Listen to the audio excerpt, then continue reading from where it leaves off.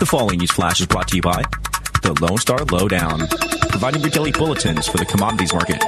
Today in history, news updates, and the inside scoop into the tides of the alternative. Markets for Monday, the 30th of May, 2016, are currently trading with gold at $1,204.90 an ounce, silver $16 an ounce, Texas crude $49.33 a barrel, and Bitcoin is up 20% from last week, currently sitting at about 533 U.S. currency. Today in history, the year 1431, 19-year-old Joan of Arc is burned at the stake by an English-dominated tribunal towards the end of the Hundred Years' War between England and France, considered a heroine to the French, and even canonized as saint by the Catholic Church. The Maid of Orleans, as she is nicknamed, was condemned to the stake by a pro-English Catholic bishop. Today in history. In recent news, former U.S. Attorney General Eric Holder told David Axelrod, a former senior advisor to President Obama, in an episode of his podcast, The Axe Files, released today, that we can certainly argue about the way in which Snowden did what he did, but I think that he actually performed a public service by raising the debate that we engaged in and by the changes that we made. I think he has to make a decision. He's broken the law, in my view, and I think there has to be consequences for what he has done. This is a slight variation from the attitude of President Obama and his administration, who say that Mr. Snowden is not a patriot. In case you forgot, in 2013, Snowden, a CIA agent at the time, leaked thousands of classified documents from the NSA, which uncovered several global surveillance programs, which included the collection of vast amounts of phone and internet data. Mr. Snowden is facing 3 felonies and has been living in Russia ever since. A collection of over 24,500 Bitcoin will be auctioned off mostly in blocks of 2,000 by the police in Australia in June. Ernst & Young, the firm organizing the auction, said that the cryptocurrency had been confiscated as proceeds of crime, but did not elaborate on the case. It's suspected to be the same stash of hash that the Australian newspaper had previously reported on when 24,500 Bitcoin were seized by police in the state of Victoria after an entrepreneur was arrested for dealing illegal drugs online back in 2013. Dr. Garrick Hillman, economic historian at the Cambridge Center of Alternative Finance, told the BBC that this is a significant amount of Bitcoin since it's about a week's worth of new Bitcoin that comes onto the market through mining. The Australian Bitcoin auction will be open to bidders worldwide and is the first of such sales outside of the US. It is uncertain how this massive sale, coupled with the reduction in the mining protocol set for the 14th of July, will affect the market value of this renowned digital currency. This is Rick Brody with your lowdown for May 30th, 2016.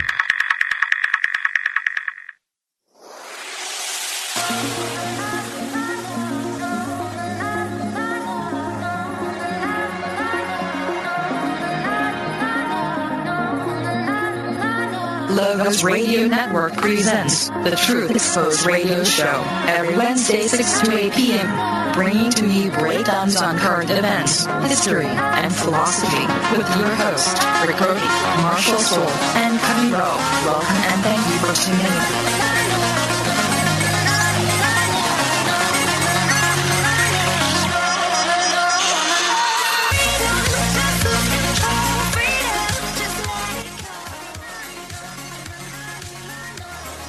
Letting that freedom ring right here on Truth Exposed Radio every Wednesday, June 1st, 2016. I'm one of your hosts here, Marshall Soul, along with my buddies here, Cuddy Rowe, Rick Brody. And it's a nice, very nice Wednesday. Luckily, it didn't pour down too much rain over here on our end. Not too bad, not too bad. Not too bad. I mean, it's been raining a lot here, though. Hey, it could be worse. It could be a lot hotter, too. Some of us are getting more showers than we usually get. Get a few extra, huh? Only Wednesdays and Saturdays, Rick. What? Yeah, also known as shower days, right? That's right, sir. Yeah, apparently all of South Texas is flooded out. Usually it would be, I think, pretty close to Hades on Earth at this Yeah, this time you see tubers, they're just out there going to the Whataburger drive-thru in their inner tubes. Submarines going to Whataburger. Oh, man. Hey, technically, it's not drinking and driving if you're in a tube, inner tube. But yeah, as long as you're not operating that tube for commercial use, carrying passengers or goods for hire. Oh, man. If we want to quote the state, Yeah, as long as the only motor you got going there is your mouth. Yeah. Nah, you got to paddle, man. Yeah, so hopefully you guys and gals are having a good week. We're going to have lines wide open as we usually like doing it, so definitely feel free to call in, 512-646-1984. And looks like the Trumpster got enough Delegatos? enough of them delegates, yeah, to push them over to the nominee. So that should be that's a settled score, and seems like Bernie's still holding out, seeing what he can get. Yeah, Rubio let his delegates go, supposedly, as if it really mattered. Yeah, right. And it looks like Sanders, the Colonel Sanders. Mr. Socialist Venezuelan himself is love his chicken. That's Cat from the street. That Colonel's chicken. Yeah, right. Anyway, yeah. Openly praising socialism, right, and breadlines, and they're questioning him about Venezuela, and they didn't want to talk about it. No, and avoiding the question. And the thing about the bread lines, only the first couple of pieces of the loaf are going to be good because it's going to get cold. Stale. Person about halfway down the line, he's going to get stale bread. If there's any bread. Hey, at least you got some. But this day and age, whoever walks away from the front of the line, they're probably going to get jacked for theirs. They're probably getting jacked for their slice of bread. Yeah, without a doubt, right? I mean, it's pretty ridiculous considering that. You remember seeing what happened in Louisiana with the when they're passing out those credit cards after Katrina? People getting beat up for theirs. Oh no! What do you mean? What are you talking about? Yeah, in New Orleans after Katrina, they had them in the Saints the stadium the Saints playing, and they were passing out those cards that had money on them, like credit cards. They had money on them for people to utilize to facilitate themselves. They started getting jacked for them, getting beat up. In all those other cases, and watch what happens when the bread lines come down. Whoever's leaving at the front of the line is probably end up getting jacked for theirs. Well, it turns into Hunger Games, right? Yeah. Let them use us for their welfare. Yeah. So you're saying getting rid of the whole dog eat dog world of capitalism only leads to more aggression and more strife among society? I'm not saying that. I think that's the way it is, isn't it? You take away people's ability to trade freely, freely, and build up and produce what they want to, and you're bound to have more strife and social instability than you would under a market situation. And letting a false stability or the crutch of helping others in the sense that the way the state does with the welfare, when you pull that welfare out, they don't know how to exist without it. Just like those signs say, "Don't feed the bears." They get dependent. They don't hunt for themselves. Well, and I'm sure many would resort to crime, and many would resort to finding a job. There's been many instances where some welfare is cut back in different countries, and people, lo and behold, actually get a job. So when you're faced with the prospect of having to steal and face criminal charges for a livelihood, or just simply getting a job and breaking some sweat for a living, it usually outweighs. Yeah, the risk. Yeah. I don't know. Heck, what was it? Saturday morning, I woke up to a buddy of mine saying, "Hey, dude, you never believe what happened to me. These tweakers came. I caught these tweakers breaking into my truck. I called the police. The police never tweakers, came. Yeah. They never came. The police never came. My buddy's disabled, and his neighbor saw him, out there trying to chase down the guy, and went and followed him for him, waiting for the police. Police never came, but the tweakers ended up calling the police on the person that was tailing him in the truck, and they actually came. But they're out there. Tweakers called the police? Yeah, and the police came out for them, but not for my buddy who was getting, found, this person trying to break into his vehicle. Or in his vehicle, actually. And they're going to be like, they called first. Da-da-da-da. Yeah, it's funny the way that goes. They always prioritize aggressive behavior over any kind of theft or attempted theft or trespassing or breaking and entering. That seems to be on the bottom of the list of important things to attend to. They're also probably looking at it as the person breaking in as a low life to the sense where they're not going to be able to get any money out of them. They're just going to get a free meal and a free place to stay if they take them into jail. So they really don't want to go in and waste their time on that. They'd rather find somebody that's a noble tax-paying slave. Yep. But he hit me up. He's like, will you come over here and install a security light for me? Yeah. So people on drugs are definitely unpredictable. Never know what's going to happen in that kind of situation. So we should keep drugs illegal, Rick. Yeah. You want, that would keep us safe, everything to be wouldn't it? legal. Yeah. So going back to the whole Sanders thing, I'm sure you guys saw the video interview with what was it, Univision, right? Where oh yeah, it was Univision, Telemundo. I think it was Univision, but yeah, they asked him what he thought, what Mr. Sanders thought about. The reporter asked him what Sanders thought about Venezuela and the economic policies that they put in place, and Sanders was literally speechless on it. He diverted the question to hey, let's focus on my campaign. And I was actually very surprised that they asked that question. I mean, I could have swore about 10 years ago they were pro socialism. I've seen it's just I was very surprised. They're finally like, once you feel the burn of socialism, you start to say, it's not any good. Hey, what are you doing promoting this stuff, this ideology that's Venezuela's reconsidering it.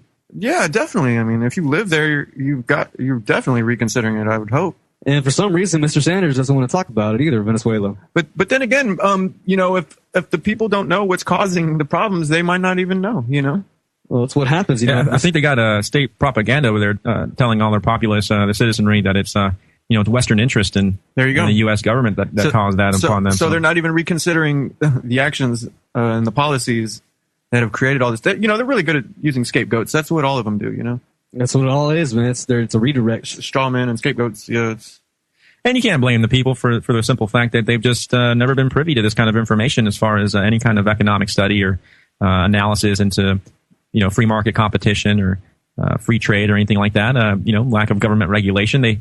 That's all they know. That's all they've been taught. That's all they ever been indoctrinated in.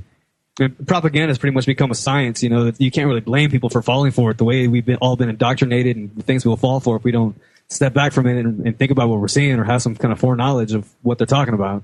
Yeah, exactly. We're born in a giant propaganda fishbowl and don't even know we're swimming around in it.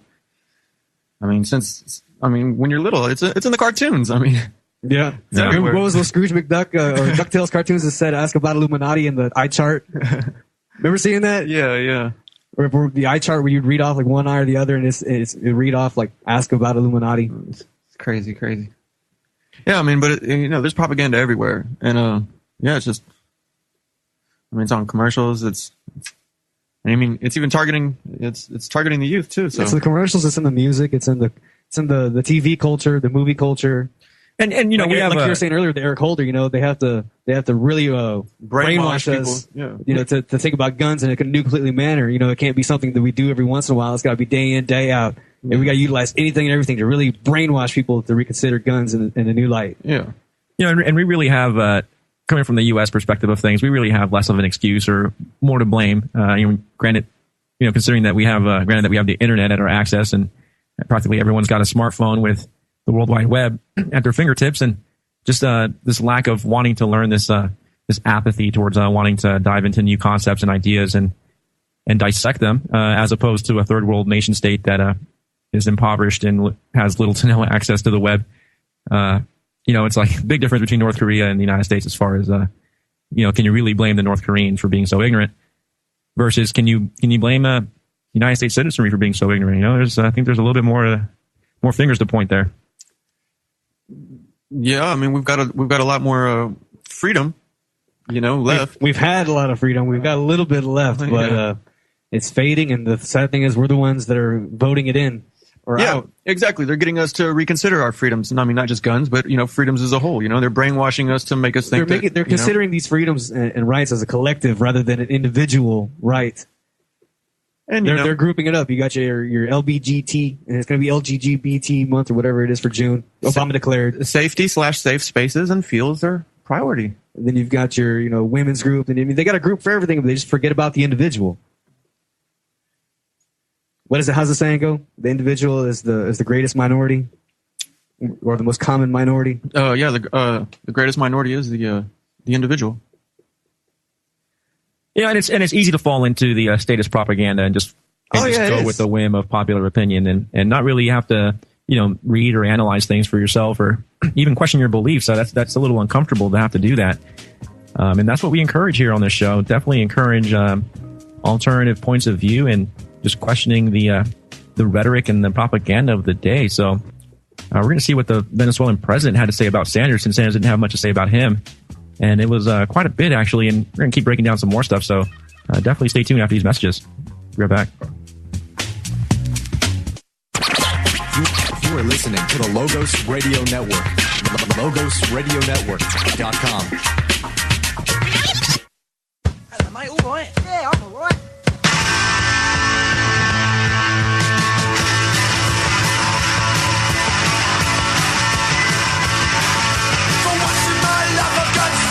I wanna say it now, but now it's today. And love has been given to grab and enjoy. So let's all grab and let's all enjoy.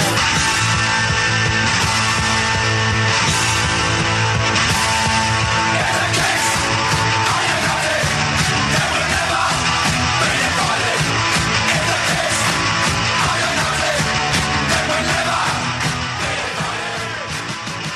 And we are back live this June 1st, 2016. Live here every Wednesday, 6 to 8 p.m.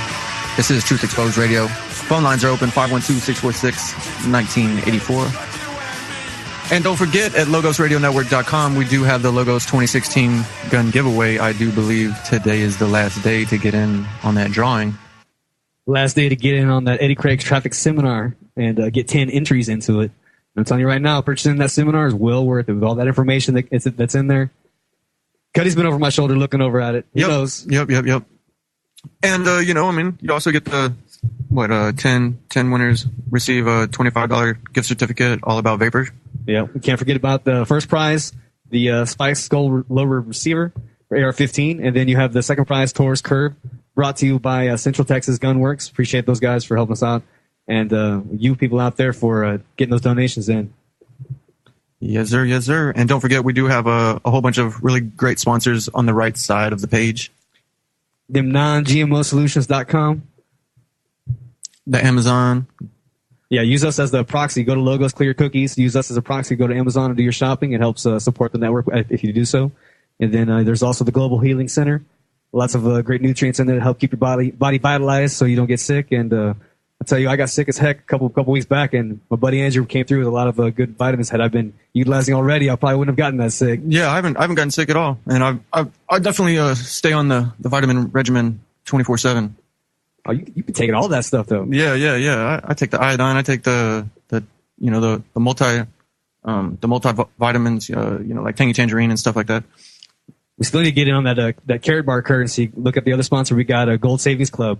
It's a real gold bullion currency. It's free to join. You refer others, you can get paid. And the Michael Myers Proven Method, as well as howtowinatcourt.com. No lawyer, no problem. Yes, sir. And we're right under 60% of what we were shooting for the fundraiser. So, being that it's the last day, we'd like to get up as high as we could on that. It really keeps the transmissions going for the rest of the year, and keeps the rebellion going, keeps the resistance going. So, would appreciate as much help as you guys can give on that. And so this Venezuelan president, the new guy, just the new boss, just like the old boss. Pay no attention to that question. Yeah, so apparently Nicolas Maduro has come out and last night and totally endorsed and supports and backs Bernie Sanders. Who's he? Well, he's the Democratic Socialist president of Venezuela. What does it matter if he backs him? Oh, it doesn't really matter, but it's just interesting to see socialists coming out to back each other out. Well, they have to, They got to keep the facade up if they want to have their little socialist oligarchy. Utopia, yeah. Well, it's going to be an oligarchy above the minions that go out there and enslave and then eventually figure it out. Like in Venezuela, they figure out that socialism don't work. Oh, I thought Venezuela was Valhalla. It's just an oligarchy above you convincing you to live a particular way. I thought it was utopia, bro. Yeah, if that's what your idea of a utopia is, go have your utopia somewhere else. But it takes everybody, because the utopia can't survive with just a few. It needs everybody to suck the life out of. Well, it's all got to be voluntary. It's Valhalla, brother. Yeah, so apparently this Nicolas Maduro guy is suggesting or insinuating that, if our elections were free, and not sure what he means there by free, because that can mean a lot to a socialist. If they were just free, then Bernie would win without a doubt. Here, according to the Jamaican Observer, Sanders is nearly certain to lose the Democratic Party's nomination to Ms. Hillary Clinton herself, but has dodgily refused to bow out. I would refuse as well, considering all the cases Hillary's got pending with the State Department and with the FBI. She should not be in there. Right, but she's in there. So. And if you've seen pictures or video of his rallies versus hers, he's clearly got a lot more people following him. Yeah, but he ain't got the money and the establishment, delegates, the establishment that Hillary's gotten. Yeah. It just goes to show. She's paid her dues long enough. She really must be entitled to it if they're really putting up this much of a front to try and get her into office. Oh yeah, they're all gonna get whacked. Delegates start coming up dead. Yeah, right. I wouldn't doubt it. Oh man. Well, and it really goes to show how much these different families of centralized power, these oligarchies, if you will, how much of an influence they have over organizations and institutions of the government already in place. We like to think that somehow the president, whoever it may be, to be, can change things all of a sudden, snap of their fingers, have a giant wall built and have all the illegal immigrants out, or snap their fingers and all of a sudden have free healthcare, universal healthcare and education for everybody, free sandwich. But in fact, the president, at least, to a degree, has little to no power, really, when you consider Congress and the Senate and everything that has to, the due process of getting things done, unless they just executive order everything, which seems to be what people are wanting to call for. Just the superhero president that can just save the day by executively doing whatever they please and getting things done, if you will. And we hear this being called from both the left and the right. So it's really not a nice prospect, a nice picture that's being painted for us. It definitely seems that dictatorship is right around the corner. And, a couple of years ago, we thought it was going to be Bush who would declare a state of emergency and refuse the election. And now people are talking about Obama doing the same. But, regardless, they really don't even have to do that. What they continue to do is give the next president more and more powers to where, shoot, we'll just have a dictator sworn in. And yeah, they're just empowering the seat of the president. That's all it is. And each generation has a lot more power than the previous generation. So it doesn't necessarily matter. If he even were to stay, it'd be just a little bit more of an obvious, dictatorship. Definitely. And, they just point to anything that slows them down as, something that, we need to get rid of. And they'll just brainwash people into, relinquishing, those checks and balances until, it's just a, all right out, dictatorship. I mean, and plus they're already proving America is incompetent. I mean, look, you've got someone who's going to prison who's, could potentially go to prison who's running for president, and somebody else who's, I don't know, a little crazy. So. Yeah. Incompetent at doing what's right, and definitely very competent when it comes to living the professional criminal lifestyle. Seems to be what they do best, and just about the only thing they can do. The mafia just got in the business of government. Yeah, I think it's always been like that, right? Yeah. Government is a mafia. So it's just, really, it gets my head scratching when people try to disillusion themselves or fanciful illusions of salvation via the president, as if the State Department and the FBI and the CIA and the EPA and the FDA and the AMA and so on and so forth weren't all already in place and corrupted from top to bottom. The NSA and the TSA and the yeah, right. There's a whole bunch of fusion centers. There's a whole lot of alphabet agencies out there. Man, you're gonna need a big bowl in order to make that soup. Yeah. It's a shame Google took the name Alphabet.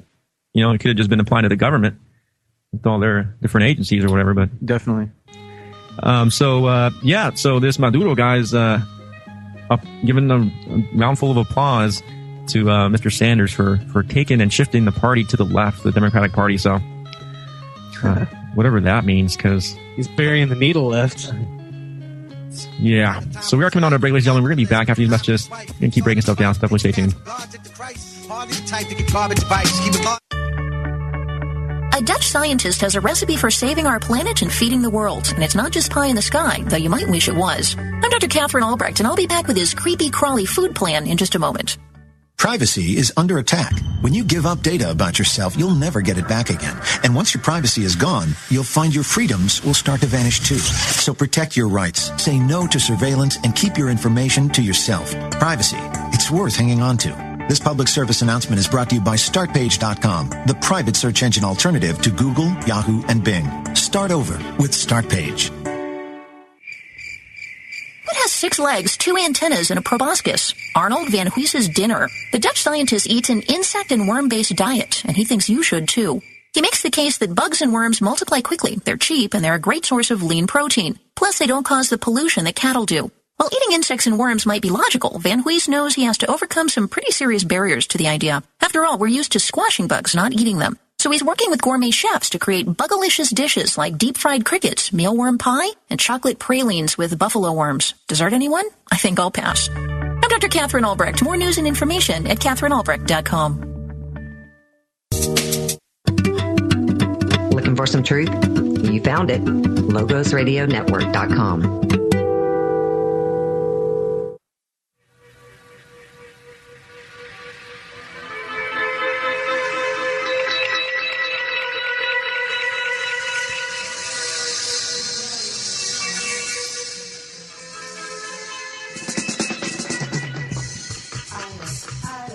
And we're back, ladies and gentlemen. This lovely 1st of June, 2016.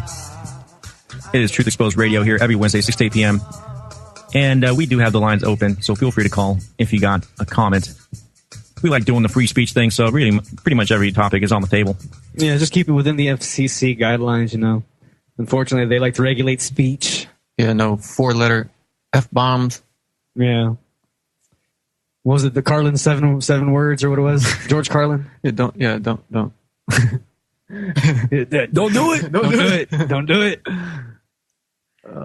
Yeah, so interesting that the Venezuelan president would come out openly in favor of. I mean, you'd think Bernie would tell him to wait up. You know, he's still in the race. Just kind of seems like a detriment. But with the kids these days, they don't know any better. With the universities, yeah, I mean, so many professors are so lenient or so I guess in favor of the Castros and someone else will just take over a band of thieves and there's all these. I mean, I'm at the the beer joint the other day and some guy's trying to tell me why we need socialism and all this. Just I mean their reasons are insane. Like we can't have these things with free market, and it's really a bunch of scare tactics. Someone's going to take over and someone's going to do this and regulation this and regulation that. Is crazy. Well, it all depends on where the money goes and if the people are given the money or whether or not, so that they can facilitate as a business. People don't understand how business works. Yeah, free market, how freedom works. Yeah. Yeah, it seems like we're stuck in a perpetual cycle towards ever increasing government, and there's really no way out of it as far as through the political process. Trying to outvote the masses that simply want to delegate wealth to themselves without having to actually make the effort and put in the work to gain it. It's definitely a futile battle, if you will. It's just, and it's a secret ballot at that. I mean, if people actually had to stand up or be identified with their vote, there may be some sort of accountability or checks and balance with that sort of system. But, you're not even allowed to ask, or you're not even allowed to really... don't talk about religion and don't talk about politics. But you can't forget about those quiet weapons for silent wars tactics, the fluoride in the water, the aluminum, the barium being sprayed up in the skies, and all the other chemicals that we're exposed to. And there's no telling what the side effects of all this are. I mean, I've already had studies with aluminum in the pineal gland and how it causes early stages of Alzheimer's, and then all the other side effects from vaccinations and such. So, well, yeah, and then the lack of healthy vitamins and minerals in the food as well. So the depleting mineral value and of the food, the genetically modified food, all this stuff is having a collective effect on a generation, on many generations. Oh yeah, it's bioaccumulating in people's brains, and they're all and because it'll also chemically be in their offspring. Lobotomized. Yeah, exactly. Yeah, so being stuck between having to pay the high prices of medical expenditures for people's bad choices in diet, or having the illusion of having it all taken care of by Mr. Big Government, Big Nanny State. Well, it's an obvious choice. It's an obvious decision. It's an obvious route that the populace is going to take, and it's really no surprise. No surprise we have the situation that we find ourselves in today. So last week, we could talk about some of the headlines. I mean, I really don't want to get into the whole gorilla zoo situation that everyone's talking about right now, and we could talk about Memorial Day weekend and what are we really calling to remembrance? What's the deal with that? Do soldiers really fight for our freedom? Do we get our freedoms from the military? No, you get your freedoms for what you're willing to stand up for yourself. Nah, man, I fought for them freedoms. Give me that flag, boy. So you better stop doing what you're doing. Yeah, because I fought for your right to do that, and since I did, I got the right to say don't do that. Yeah, it's like it seems they've never read the Declaration of Independence or the documents they're sworn to defend and uphold. You'd be speaking... If you actually honored your oath, you'd be over there storming the White House. Oh, yeah. Well, Congress, really. I think a lot of places. The police, Congress and the police stations, all the local government facilities, the local courthouses. I think they'd be storming a lot of places because corruption's everywhere. Mm-hmm, mm-hmm.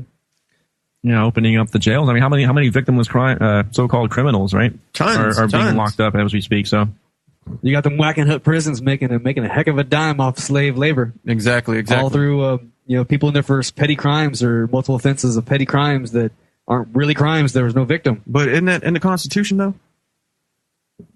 Thou shalt be enslaved. Yeah, I'm sure that's somewhere in there. Yeah, I think it is. It's probably after the 10th Amendment. Yeah, it is. I think it's the 13th. One of them. Yeah. I believe it was the 13th. The original 13th, though. Yeah. There you go. The one that mentioned was that you can't, no titles of nobility, and no lawyers in office, pretty much, can be run for Congress.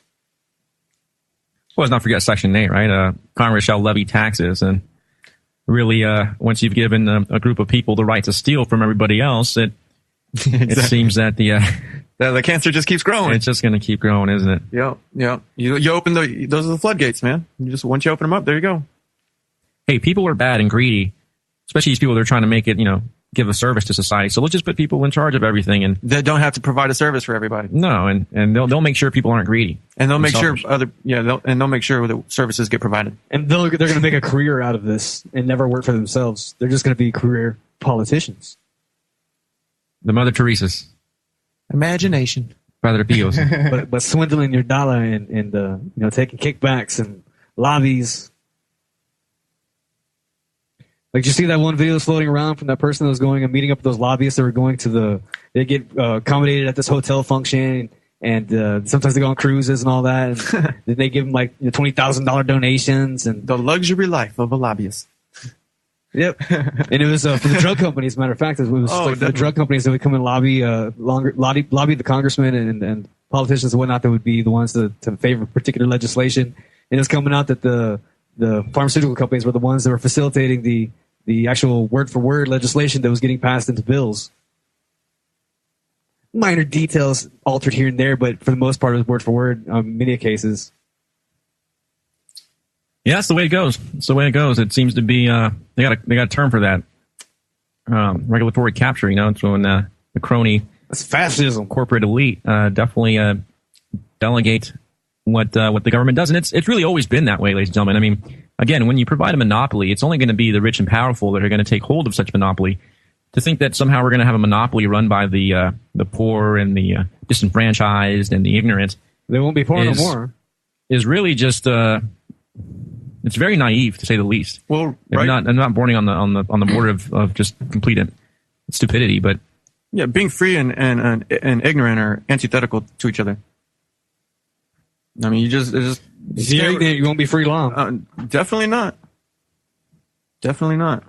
So this really brings us to some of the points we were making last week on this pamphlet that we were starting to get into, and how we it really outlines the fundamental basis that we promote, and that's the idea that there should be a competition, a free market, to such an extent that it even dives into the services, so-called, that government provides. Imagine that. Imagine a competing central bank, if you will.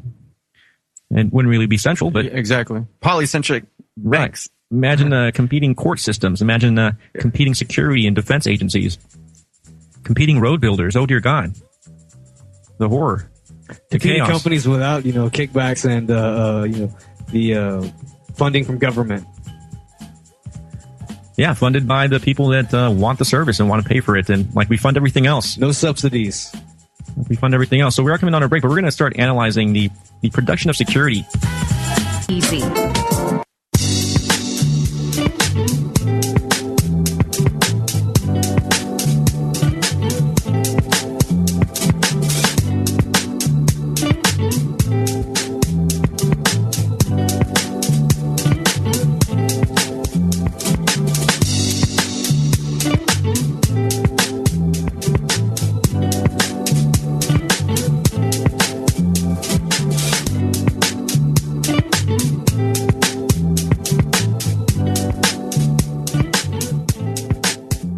Welcome back, ladies and gentlemen. Truth Exposed Radio right here on the Logos Radio Network. And we're just about to get into the competition in security and how the way consumers regulate everything. You don't need laws out there. It is the consumer with the demand, with their money and where they have their purchases take place, that regulates everything else. Because if you don't provide the service that the customer wants and you only have so many customers, you might have to change your business practices to acquire more. And really simply, it's just voluntary consent. If you don't have voluntary consent, then you have coercion. And if you have coercion, then it's wrong and it's immoral. And there's the coercion where, it's the city that comes in or the state that comes in and says only people that come through us and paid their toll to the taxman and paid their licensing and their permissions and all that can come out and be working for you. Yeah, and you still have to pay for more permits and licensing just to have them come work for you after we made them pay for us. Yep. It costs a whole lot of money just to enter. Just to enter the freedoms. Yep. It's a heavy burden to pay, and we just keep paying, and the taxes keep going up. Yeah, you give them an inch, take a ruler, and now it's like way past that. Pulled out the yardstick. Yeah, miles. You can start paying your taxes and your fines in pennies, like that one dude did. They took over reality, bro. So we definitely encourage you guys to look it up. Google this Gustav Molinari, the competition or the production rather of security. Definitely something to read over as we're going to go along and analyze this.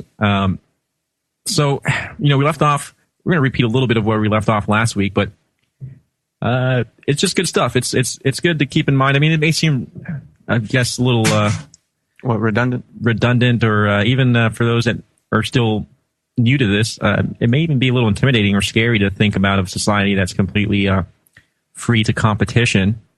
We definitely have negative connotations of competition, as if people would be slitting each other's throats or, blowing up each other's houses in order to compete. The Hatfields and McCoys all over again, Rick. And then when one person is finally successful or one entity is successful, then all of a sudden it's some kind of monopoly or something, and then it's able to take over. Yeah, because the only burger joint in town is Dairy Queen, I guess. That's it, right? No, dude, there's a Whataburger. Whack-Donald's? I don't go to Whack-Donald's or Dairy Queen. Yeah, so, there really is no other, there is no monopolies in any other sector of society. So to conclude that we're somehow going to end up with a worse off monopoly than we have now, than the government, is really, it's just a baseless assumption, a baseless fear. And with no logic or evidence to back it. And what if it was government burgers? Think about it. Well, how long would it take to get a burger?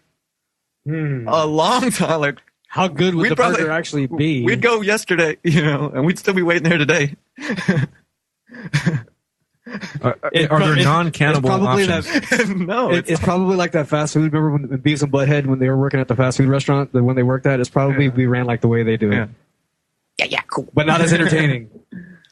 Yeah, exactly. I mean, it'll be ran like the post office, into the ground, but somehow still there. They're outsourcing now, which they should have been doing from the first place.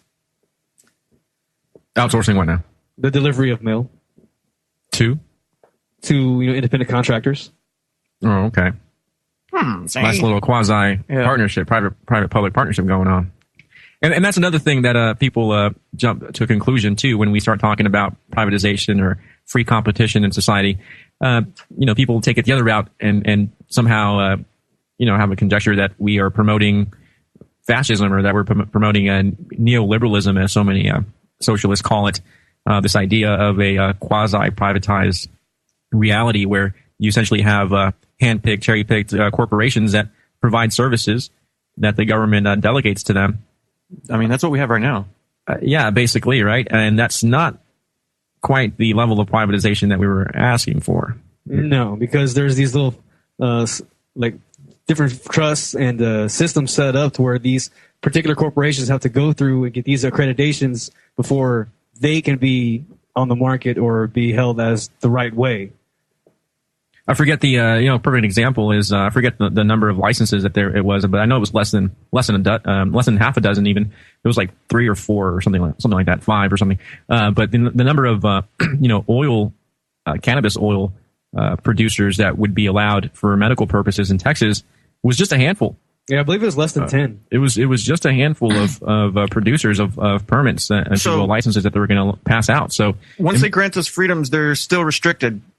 Yeah, greatly. So it makes you wonder who are they? They're not freedoms, Cuddy. They're privileges. Yeah, exactly. It makes you wonder who they're going to hand out those licenses to, those permits to. Marlboro or someone like that, or particular companies that have Monsanto been funding a particular governor or politicians. The people with the money that put it in their pocket. It's like it's a golden ticket to make a whole bunch of money. So they just say, Ease here. up, Willy Wonka. Yeah, exactly. So yeah, that's without a doubt. That's exactly what it leads to. Yep. And you know what? It's hard to break through to people that we need to stop this. Oh, legalize this and legalize that, because I mean, who are they to make it illegal? We need to stop giving.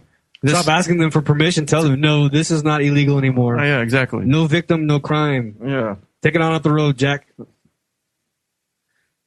Yeah, and you know that may be the biggest feat that we need to climb over, the biggest hump we gotta deal with, because it seems that people, you know, even if we were to understand these concepts of what separates natural law and from just legislative law, if we were to understand this, we still need community. We still need people to band together and speak out when someone's targeted by the bully. Yeah, even if you don't agree with them or anything, you know, it's just something you should do. Yeah, so that one seems a little bit more of a stretch, because you know we live in a culture that pulls out their cell phone when someone is on the street dying from, you know, being shot or bleeding to death. Or I mean, if there's already one cell phone out, then you know you need to go in and intervene, because you know someone else started recording. You need to record it too. Oh no! or they'll turn around and get a selfie with whatever's going on in the background. Yeah, so you know, it's terrible. It's crazy. It's like idiocracy. Like exactly. The misplaced ego is definitely something we gotta deal with here. So going on here to the section in Molinari's pamphlet, Competition and Security, he starts to introduce the concept of actually bringing in competition into this area of society that really has never had competition. So he starts to break it down. We'll start off here on page 22, and starts off by saying that if there were one well-established truth in political economy, it is this: that in all cases, for all commodities that serve to provide for the tangible or intangible needs of the consumer, it is in the consumer's best interest that labor and trade remain free, because the freedom of labor and of trade have as their necessary and permanent result the maximum reduction of price. And this, that the interests of the consumer of any commodity whatsoever should always prevail over the interest of the producer.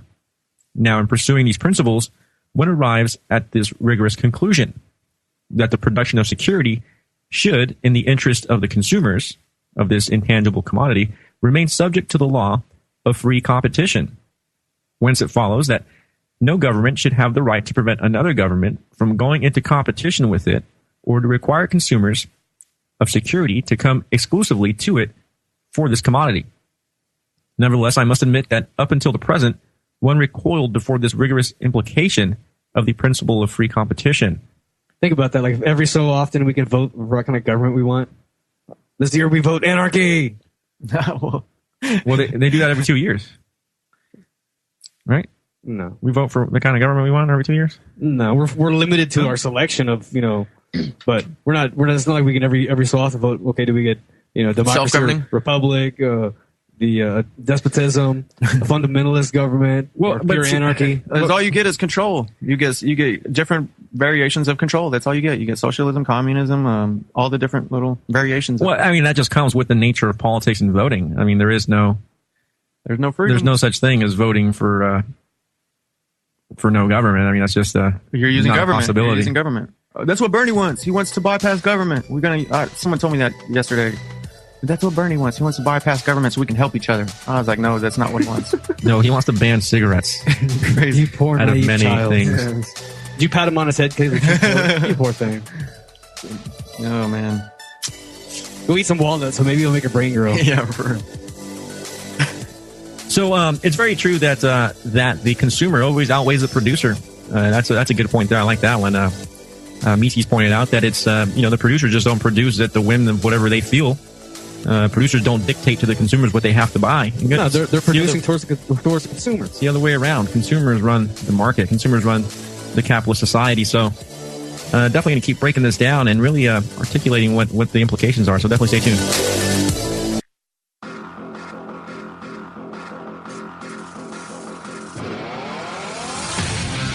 Logos Radio Network presents Truth Exposed Radio, a transmission promoting resistance to tyranny. Listen in as we explore counter-economics, spontaneous order, and the human strive for liberty with your hosts, Rick Rody, Marshall Soul, and Cuddy Rowe. And now, Truth Exposed Radio.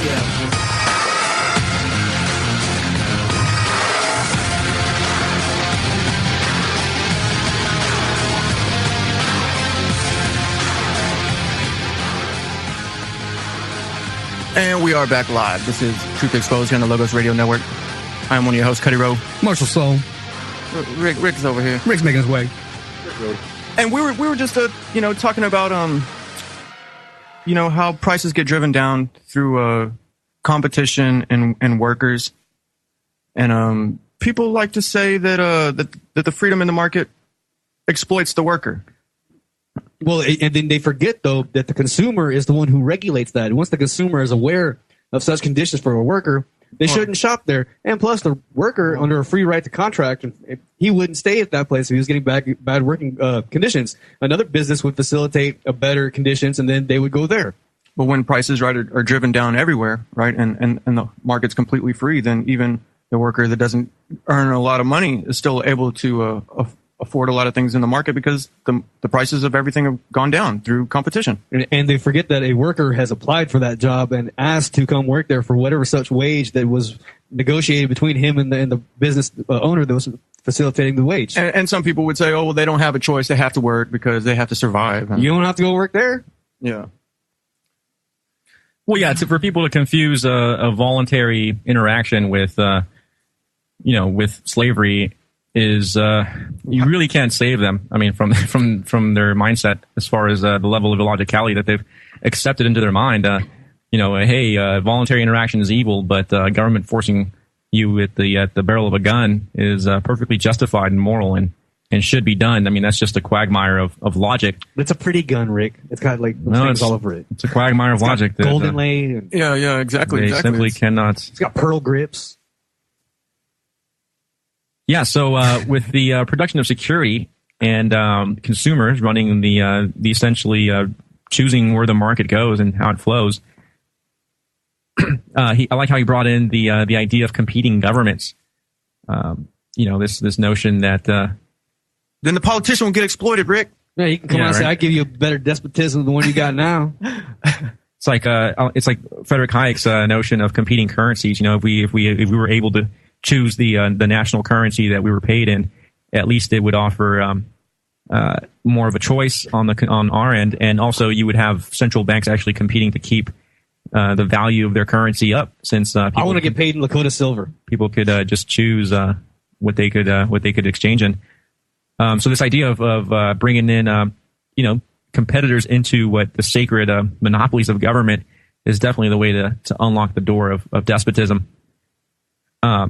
So he pointed out here at the end of it that at the end of what we just read that a lot of free market economists analysis have shrugged or recoiled at this rigorous implication of the principle of free competition into the government. And really, it's a foreign concept. I mean, you talk to most economists, especially the ones at your government socialized institutions, learning indoctrination centers, rather. And they're going to be highly Keynesian or Marxist leaning economists. They're not going to be promoting this idea of free competition. They definitely enjoy their cozy jobs, and their employers do as well, and they don't want to be a detriment or a threat to that power structure. So one economist who has done as much as anyone to extend the application of the principle of liberty, Charles Dunoyer, thinks that the function of government will never be able to fall into the domain of private activity. So he's just citing some economists of the day here. And now here is a citation of a clear and obvious exception to the principle of free competition. This exception is all the more remarkable for being unique. Undoubtedly, one can find economists who establish more numerous exceptions to this principle, but we may emphatically affirm that these are not pure economists. True economists are generally agreed, on the one hand, that the government should restrict itself to guaranteeing the security of its citizens, and on the other hand, that the freedom of labor and trade should otherwise be whole and absolute. The classical liberal stance, right? But why should there be an exception relative to security? What special reason is there that the production of security cannot be relegated to free competition? Why should it be subjected to a different principle and organized according to a different system? On this point, the masters of science are silent, and Dunoyer, who has clearly noted this exception, does not investigate the grounds on which it is based. Unlike most gurus in any realm of whatever knowledge or science, when they just tell you how it is and offer little to no explanation and little to no rebuttal to people that may contradict or may go against their explanations, it's a clear sign, telltale sign that you're being lied to, bamboozled. Exactly. Unless it's an established fact, the topic at hand. But in other cases, when they're just putting out something and giving no backing to it, then you're being taken down a river, so to speak. And especially if you're promoting an ideology, if you're Noam Chomsky or whatever, and your solution to the problems of society or government regulation, well, you need to have a systematic approach to everything. There should be somewhere in your plethora of writings, your collection of writings and arguments, an explanation for how you define government and how you define ethics and how you define all these different concepts. I mean, how can you be a promoter, somebody that carries a banner of whatever ideology and not really define your terminology? That's just a very sloppy academic approach, Well, a lot of people these days, I mean, they don't know definitions of words. I mean, they believe, what we're living in right now is capitalism. They don't even know what the definition of free market is. I mean, it's crazy. It definitely is. It definitely is crazy. And it's not, it's probably to the fault of people like that. I mean, when people listen to these people like this who don't define things, I mean, well, it's because there's a monopoly in the schools. You have private schools and such, but in most cases, it's public schooling forced by the state. Yeah, and they're only going to give you the education that's going to benefit the state. So, and even the private schools, they take notes from the American education and the modernization of it from the different trusts and funds that have put out particular PR papers for direction for their curriculum. Yeah, exactly. A lot of times these private schools aren't really private in the sense that they're independent. They're simply just privately funded. Well, yeah, and a lot of times there are these these alleys by which these avenues by which the rich and elite funnel their kids into prestigious institutions, and they get the training of management. They get educated in the field of population control. And that's just the way that is. So again, that's that quasi privatization, right? I mean, not really a truly private entity that's independent from the American Education Board or whatever. No, it's pretty much the education version of the caste system. Exactly. So continuing on here, security and exception. We're going to dive into this notion is that why should it be the one thing that it doesn't have to succumb to competition. So we are consequently led to ask ourselves whether this exception is well-founded. In the eyes of the economist, it offends reason to believe that a well-established natural law can admit of exceptions. If it's not consistent, it's probably not on point. A natural law must hold everywhere and always, or be invalid. I cannot believe, for example, that the universal law of gravitation, which governs the physical world, is ever suspended in any instance or at any point of the universe. Now, I consider economic laws comparable to natural laws, and I have just as much faith in the principle of the division of labor as I have in the universal law of gravitation. I believe that while these principles can be distributed, they admit no exceptions. But if this is the case, the production of security should not be removed from the jurisdiction of free competition. And if it is removed, society as a whole suffers a loss. Either this is logical and true, or else the principles in which economic science is based are invalid. Of course, this latter would be the argument of any statist or socialist. When you really get to the nitty-gritty of economics and bring up these economic points to people that love the institution of government, they'll just go ahead and toss out economics as a science as a whole. The laws of reality. Right. Gone in order to retain the utopia, the illusion of government. It's the only way there's going to be order is with forced chaos. That's order. Meanwhile, they don't even understand how a pencil is formulated and brought to market. A whole bunch of voluntary transactions. You would hope, right? Unless they did just pick them off the pencil tree? Yeah, the pencil god didn't drop them down from heaven. I'm glad, because they're about to hurt.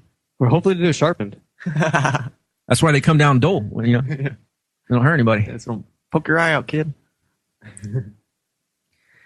Yeah, so quick to have an opinion, so quick to have a stance on something. that you understand little to nothing about. Seems to be arrogance and ignorance are horrible bedfellows. Dangerous mixture. Definitely. So what are the alternatives to the state?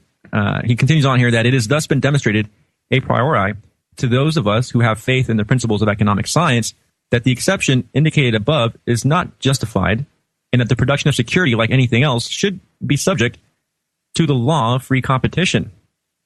Once we have acquired this conviction, what remains for us to do? It remains for us to investigate how it has come about that the production of security has not been subjected to the law of free competition, but rather has been subjected to a different principle.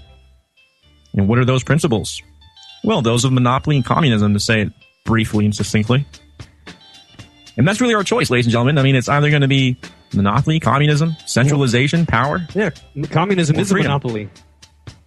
Yeah, or freedom and liberty. So we're going to keep analyzing this. Definitely stay tuned. Back after these messages. This is the Logos Radio Network.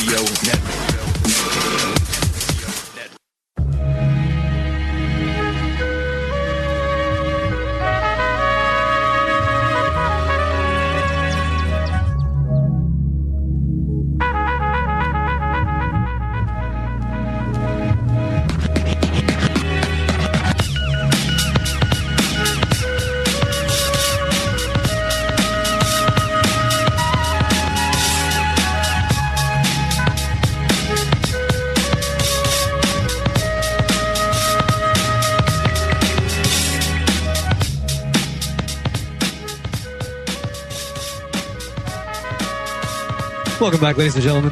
Truth Exposed Radio. Right here on the Logos Radio Network. June 1st, 2016. Don't forget to go check out logosradionetwork.com. Look at all the different... sponsors on the right side, don't forget. Sponsors. Get in on the sponsors. And the last day to get in on that gun drawing. The 2016 Logos gun giveaway. Yeah, buddy. Barbecue. $25 get you in there. But we accept all donations for this. Bitcoins. We'll take Bitcoins. Yep, Bitcoins. Visa, MasterCard, Snake Card. Yes, sir. Yes, sir. American Express. Merca Express. Is that Budweiser or America? Oh, man. Oh, man. So I believe we're just about to get back into the alternatives of the monopolies and whatnot. We're just about to go over how monopolies and communism are versus the freedom in the free market. Really, all the socialism, the communism, all of them are just different forms of control and are monopolies. It's like a blind socialism is more like a blind oligarchy. The people think they're in power, but there's an oligarchy above them that is just reaping it's just rewards. ways to confuse you. You know, I mean, just realize they're all just forms of control. You know, even the Sacred Republic. You know, I mean, what is a republic? A democracy, other than a form of communism. Say it ain't so, Rick. Say it ain't so. Well, look at throughout history, all the republics. There were merchant republics. There constitutional republics. There were There are oligarchy republics, and then of course they're pretty much catering to a particular group. There was never like really a full blown republic. Even the United States wasn't a full blown republic where it recognized everybody's individual rights. Once you do that, there's no point for government. Who are you going to exploit? You treat everybody equally under the law. There's no one to tax. We're going to hire people to exploit us for us. Yeah, okay. And tax us so they can help pay for them to exploit us. Sure, that's what's going on now. Oh yeah, it's idiocy. Yeah, so the principles that get rid of free competition in security are the nasty principles of monopoly, communism, collectivism. And he goes on to say here that in the entire world, there is not a single establishment of the security industry that is not based on monopoly or on communism. In this connection, we add, in passing, a simple remark. Political economy has disapproved equally of monopoly and communism in the various branches of human activity wherever it is found. It is not then strange and unreasonable that it accepts them in the security industry. Isn't it not strange? And that's really the conundrum, the catch-22, if you will, that we bring up to everyone that has monopoly as the fear of monopolies as a reason not to have freedom, not to have liberty, is you're establishing a monopoly to keep monopolies from coming about. We're establishing a monopoly to prevent monopolies from monopolizing. It's ridiculous. So just another fallacy of logic. Shoot yourself in the foot, right? I mean shoot to keep people from shooting you in the foot. No, you shoot yourself in the foot. Forget about your headache. We're going to use government. Come on, vote Bernie, guys, and we're going to use government to bypass government. That don't make sense. That does make sense, but it doesn't make sense. But it does make sense, if you know what I mean. Man, I swear, it's a circle. It's a snake eating its tail, man. I was about to say the same thing. A human centipede? Uh-huh. Eating the doo-doo. So, monopoly and communism, here we go. What does Molinari have to say about these infamous concepts?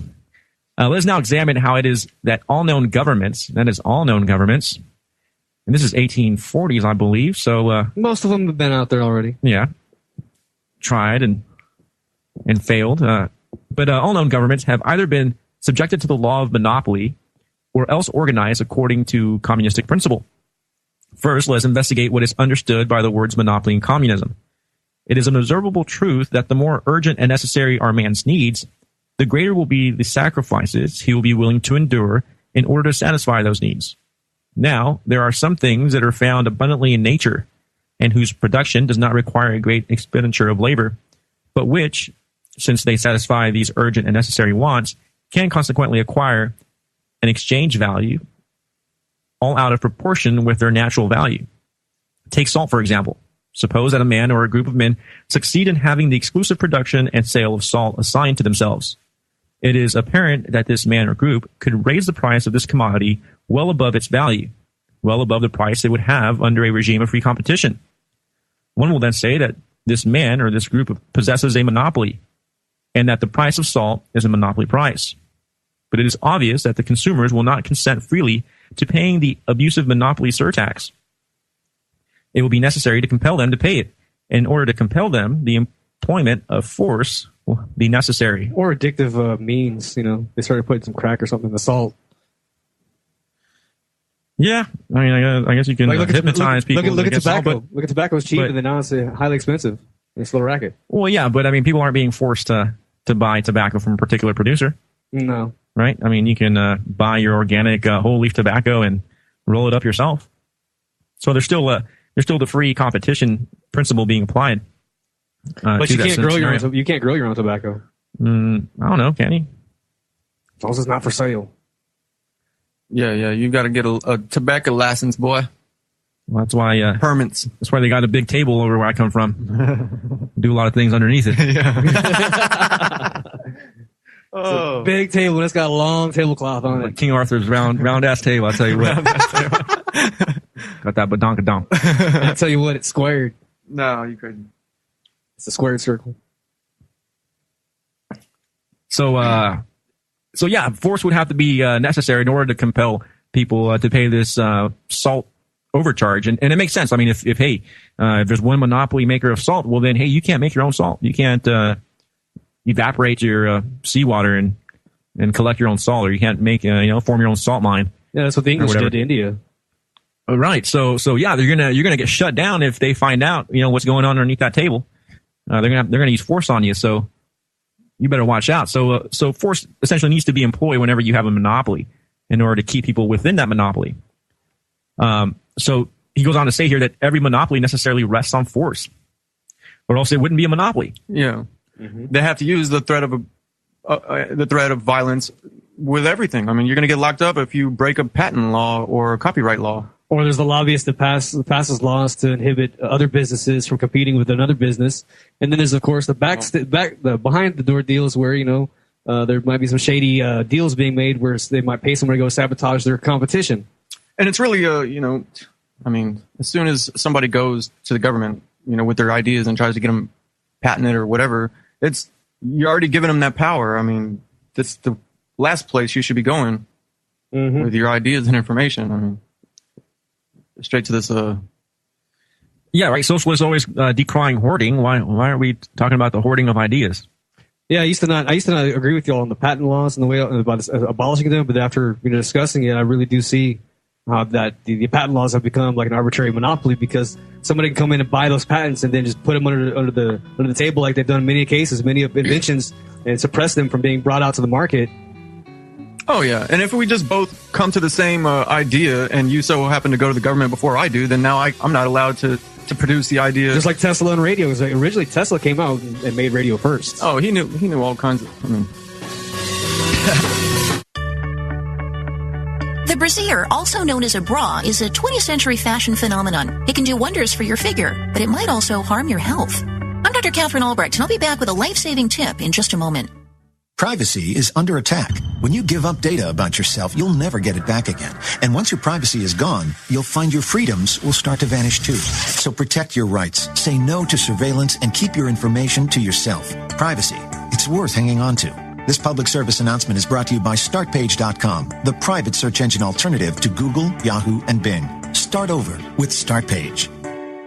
They shape and lift and give a gal cleavage where none existed before. Bras are indisputable figure enhancers that make clothes look incredible on women. But could they also cause cancer? In their book, Dress to Kill, medical anthropologists Sid Singer and Soma Grismeyer point out that 1 in 7 women who wear a bra more than 12 hours a day contract breast cancer. If they also wear one to bed, their risk rises to a 3 out of 4 chance of getting the dreaded disease. If you want to avoid breast cancer, go easy on wearing that bra or skip it altogether. Reportedly, only 1 in 168 women who go bra-free get breast cancer. I'm Dr. Catherine Albrecht. More news and information at CatherineAlbrecht.com. Chemtrails. You're listening to the Logos Radio Network at logosradionetwork.com.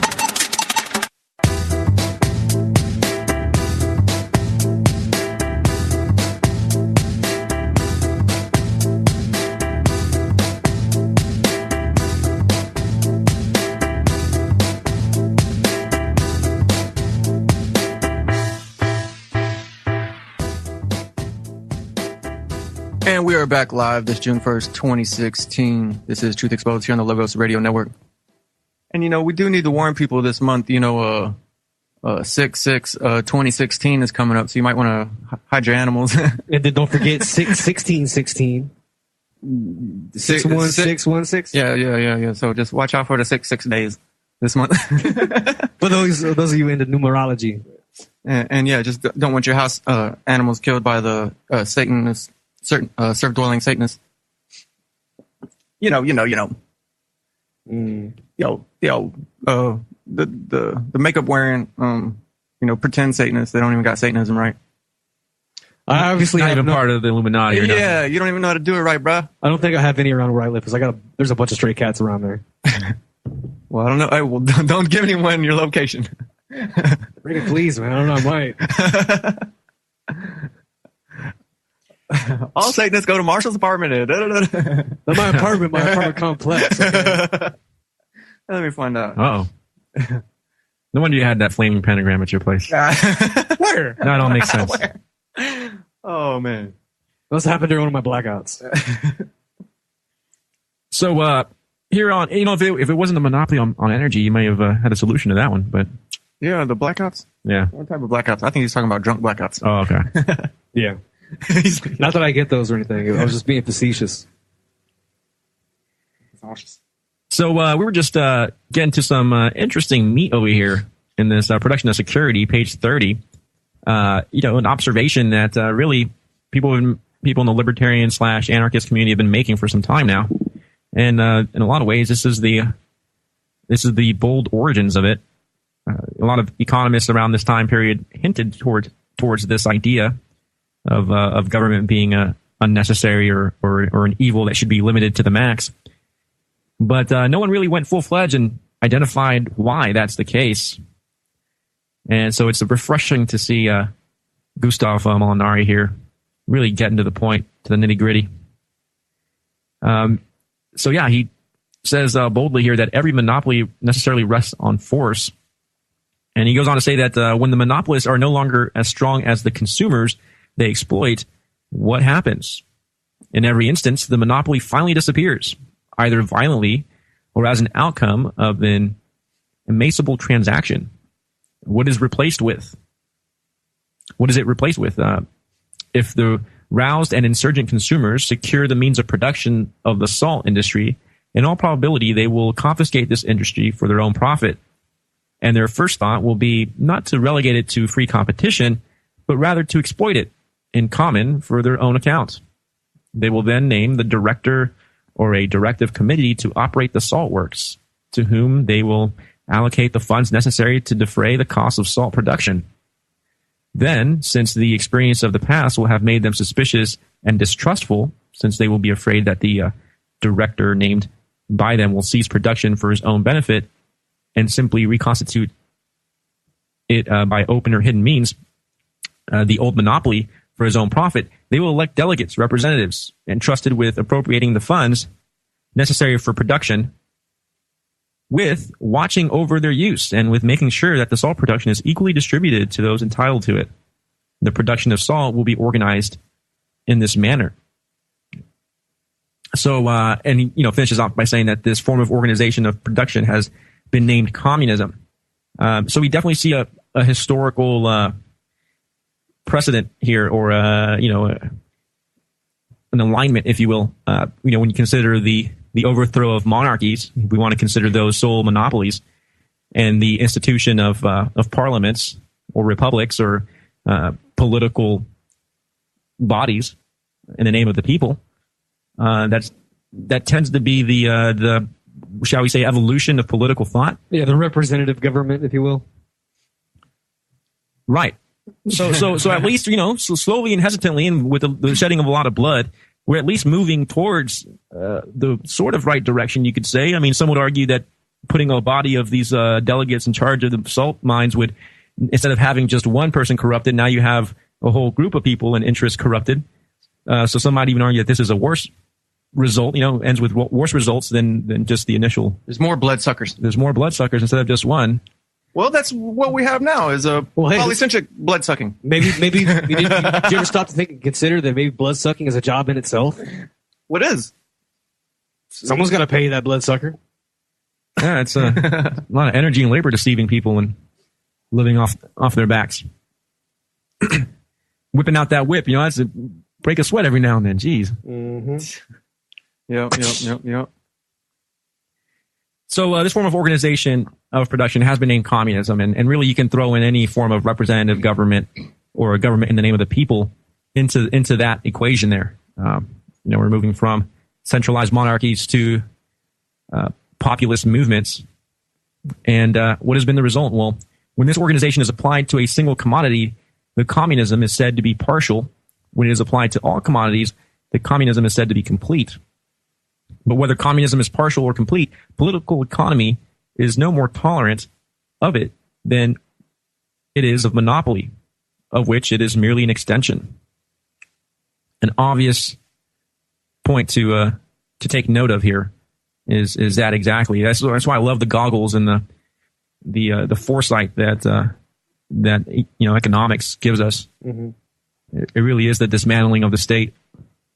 Well, then you can go back. The state is beer goggles. And you can go back and look at history, what happened to the Soviet Union and various other socialist experiments, the Nazi experiment. You see what happened. Cuba, Venezuela, and the United States, and for some reason, Europe, and Venezuela, they still can't see what's causing it. I mean, really sad, really sad. I mean, how? I guess we can just wait and see how bad it's going to get. I mean, it blows my mind that people aren't trying to search for the answers and figuring out what's actually happening, because I mean the information's out there. Yeah, I think they're at over $100 a dozen batch of eggs. So wow, $100 for some eggs, man. We need to go down there and make some money. Yeah, right. Yeah, I mean people were smuggling in like baby formula, and that's like a member of the elite right there making good money. Crazy. Yeah, it's insane. That's the model, though. That's the model we need to push for here. And we really do feel for these people. This is in a lot of ways for all the humanitarian hearted and civilized minded people out there that really do care about other people. This is an invitation to libertarianism, an invitation to the free market. If you care about other people's livelihood so much, do yourself the service of really researching things so that you can properly promote solutions that are going to actually bring substantial freedom and a bettering of lifestyle to masses of people versus just calling for what's trendy and what feels good. Yeah, I mean, a lot of people, we all know what the problems are, but it's not doing something to the thing that's causing the problems, changing, manipulating it, to do something you want. I mean, we just really need to get rid of it. I mean, resolve it. Yeah, dissolve it.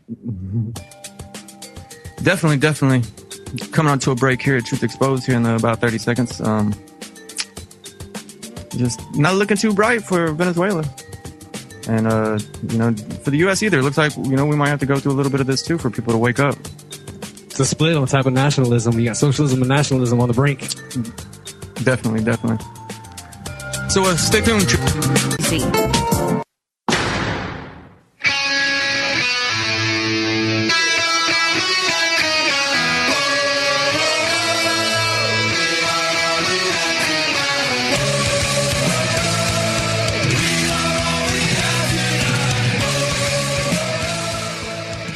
And we're back, ladies and gentlemen. We are on our final segment here at Truth Exposed Radio. And we are usually always live every Wednesday, that's for sure, 6 to 8 p.m.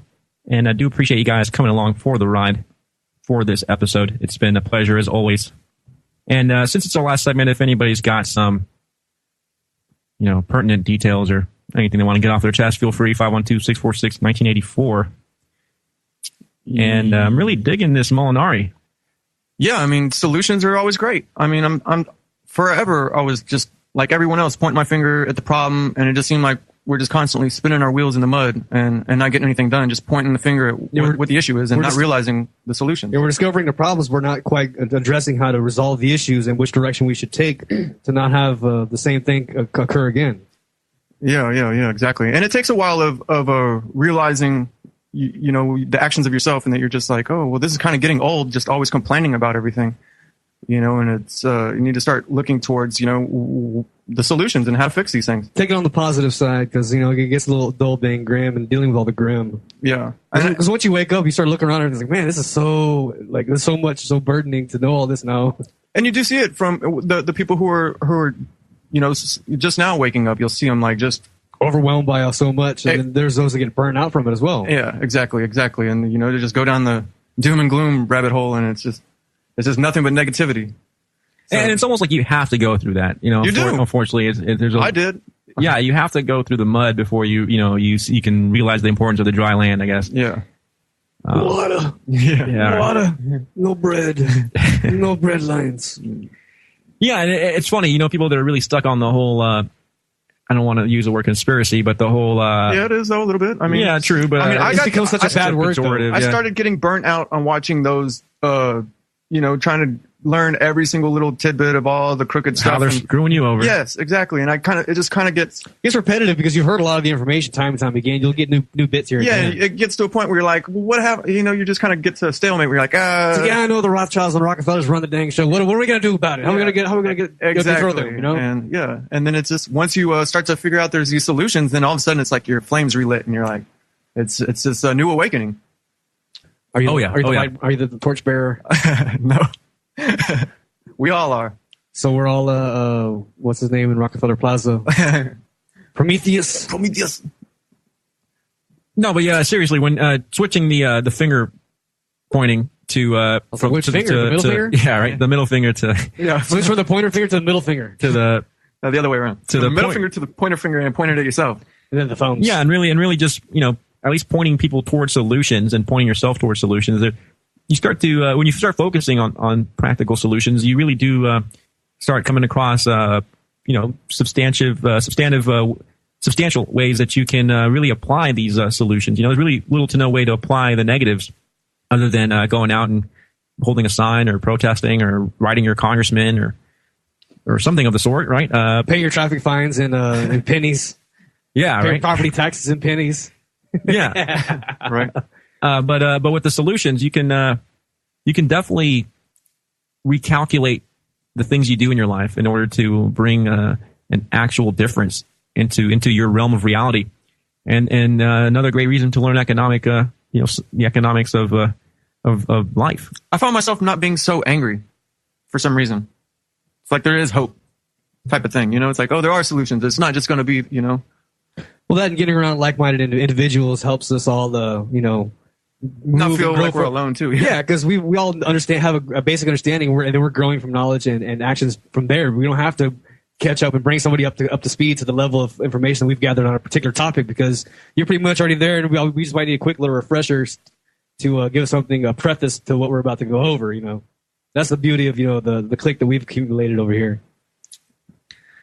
Yeah, and I look forward to the day that we can move from the round table to the commune, to the stronghold, to the neighborhood watch, to the independent business or something that we can get going here in San Antonio. That would be something definitely to look forward to.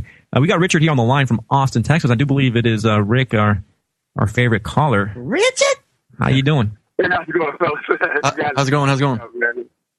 I guess I just want to say again, like I always say, it's getting to the point now where it's looking like the victims are going to just continue to be victims, no matter how much information we give them. Because I've watched pretty much every video about how Iceland got out of their meltdown, I guess you can call it, and it was real simple. A bunch of the women got together, they just started banging pots and pans in front of the parliament so nobody can get no work done, and then they started throwing rocks, and then the president came out, and the police started looking at each other like, what do we do? But at the end of all that, they just said, we're not paying that phony debt that you've all created through derivatives and credit default swaps and mortgage-backed securities, whatever else they threw in the pot. They said they weren't going to do it, and they didn't do it, and they threw the criminals in prison and the politicians, and it was that simple. And the whole world knows it now, but yet you guys are on there every week.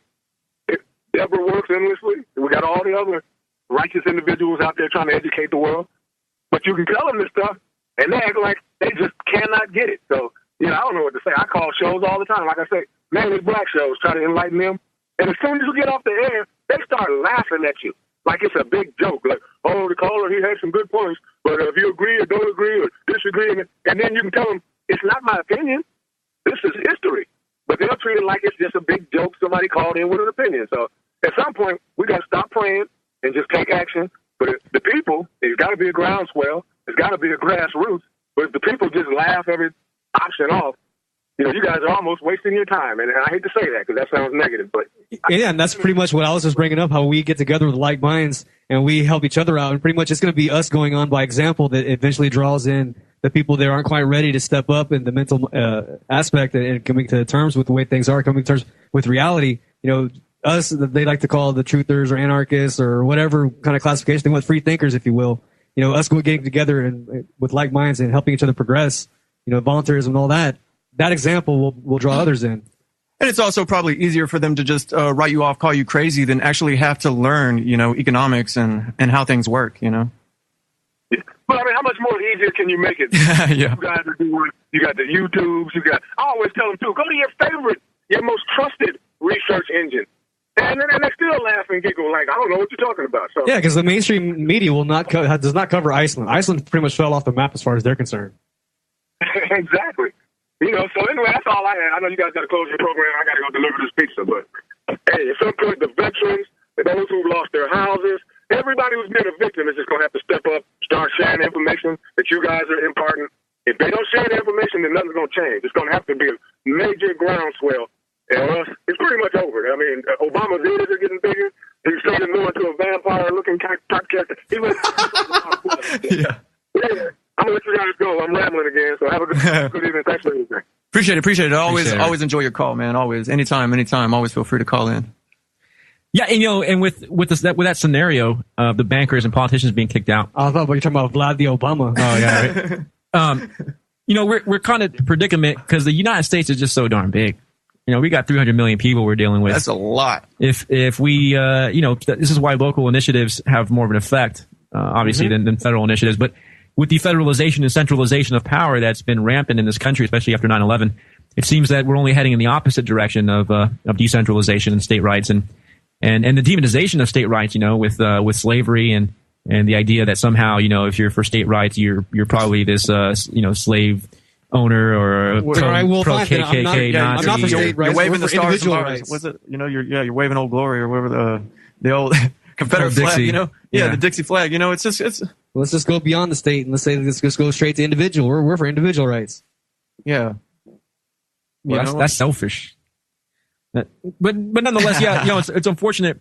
It's unfortunate that any little hit piece, 60-minute hit piece. That's all it takes to get people to vote for the next initiatives or fall to the next trap, and believe the fear tactics that they're definitely spewing out. So it's just, the best we could hope for, I guess, is maybe some more independence on the state level, and then really working within that state to do something. Independence at the county level, and just try and break it down as independent as it can be. But through compartmentalization, in a sense. But how do you? It's still on the mind of the people. How do you break that paradigm? And I guess at the end, they're not really super strong to it. They can go either way with any kind of propaganda. They just really go along just to whatever say along. Whichever propaganda stream is the strongest. So I guess it could easily be switched over to our side. But when people aren't thinking for themselves, people aren't analyzing you're using reverse propaganda. The research. Everybody knows this stuff, guys. Yeah. Come on, man! Ain't you read your Edward Bernays today? Yeah, right. Exactly. Diamonds are a girl's best friend. Ain't you read your Kara Quigley's lately? Yeah. So we're coming on to the wrap of the show, ladies and gentlemen, and we're going to continue on the Molinari next week. Got a couple sections left. Definitely going to be interesting to do that. And got the crypto show next. And hey, last day for the Logos Radio Network drawing, so definitely help us out with that. Keep the transmission blowing. And get out there and do something. Let's form a community. Let's make a change. Let's make a difference. Peace.